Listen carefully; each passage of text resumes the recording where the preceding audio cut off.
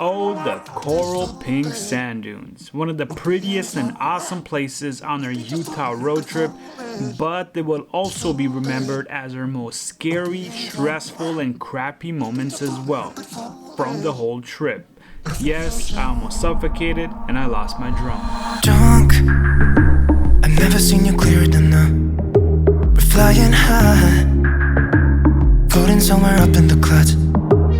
Going out of ourselves, can you feel it? Almost like I don't know if it's real, cause when we're doing I regret having Stephanie drive, by the way, because I don't know, I'm loving it. It's a pretty... This is my time to prove myself as the best driver in the world to you. So we've been up for almost 2 days now, it feels like. After waking up at 3 in the morning from a 4-hour sleep and driving to Valley of Fire, we're now in Springdale, Utah. We took an hour nap and we are tired still, but we are back on the road to coral pink sand dunes. Little do we know. The roads are very treacherous. Turn on your lights. Yeah, hurry up. This is dark. so scary. We're gonna come through here in the dark. Oh wow, that is awesome, dude. You guys are beautiful, like I can't. just go a little crazy and lose it. Wow, it's crazy, right? Holy shit. Stephanie's freaking out because this road is pretty crazy. That makes me drive on the curvy roads. What the heck? How is that even fair? All right, so we made a little coffee stop here in I think this is like Mount Carmel.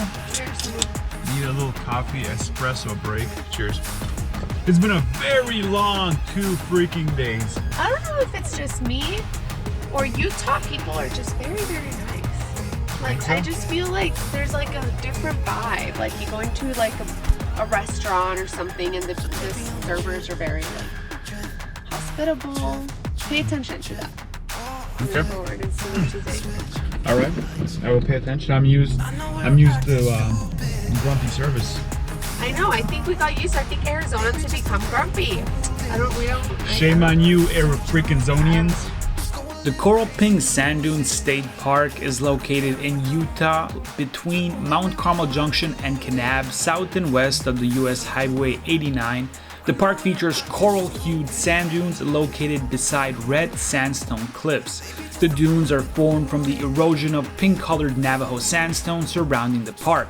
High winds passing through the notch between the Moquette and Moccasin mountains pick up loose sand particles and then drop them onto the dunes because of the Venturi effect. The dunes are estimated to be between 10 and 15,000 years old. The coral pink sand dunes tiger beetle is an insect species that is endemic to the dunes, being found nowhere else in the world. Sadly, we did not encounter one.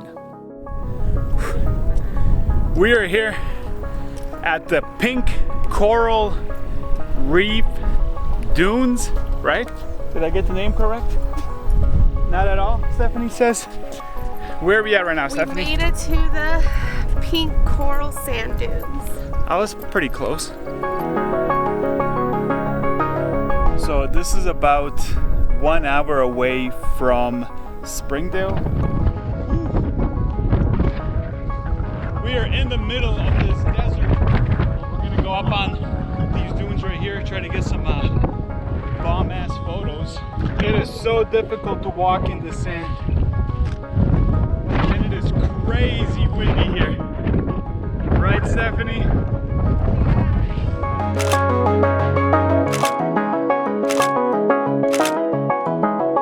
And now for the main event story.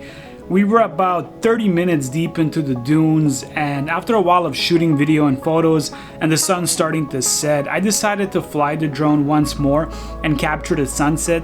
The wind was very high and I kept the drone close, but towards the end I wanted to risk it a little bit for the, greater shots.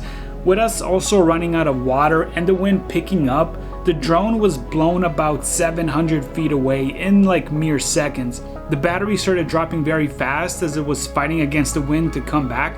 I started panicking a little bit, and at one point the drone was coming back, but again the wind increased and it really flew far away.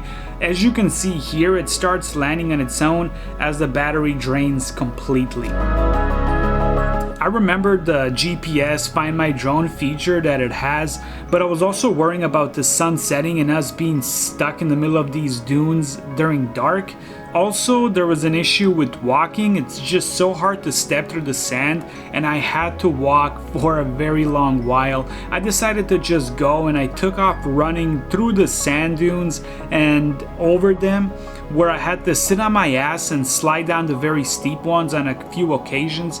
After a few minutes of running, I realized that I actually couldn't breathe or swallow my saliva, as my throat was completely dry, and I started hyperventilating. So I ran back, and since I couldn't talk, I had to find Stephanie sitting on top of a dune and motion to her to throw the bottle of water. And this is also after running back a few minutes.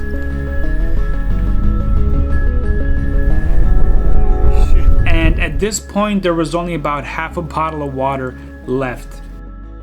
Finally, with some water, I walked back and I found a drone sitting at the bottom of a dune.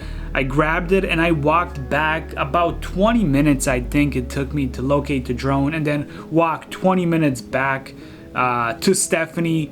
By that point, I could barely walk. I have never been more tired in my life, and I had to take many breaks as we walked another 20 to 30 minutes to our car in the parking lot. It was so stressful. I felt so tired, but at least, we were able to locate the drone with all the amazing footage on it. We were stressed and tired, and I didn't even think of turning on the camera when this was happening. That's why the footage shuts off when the drone started landing.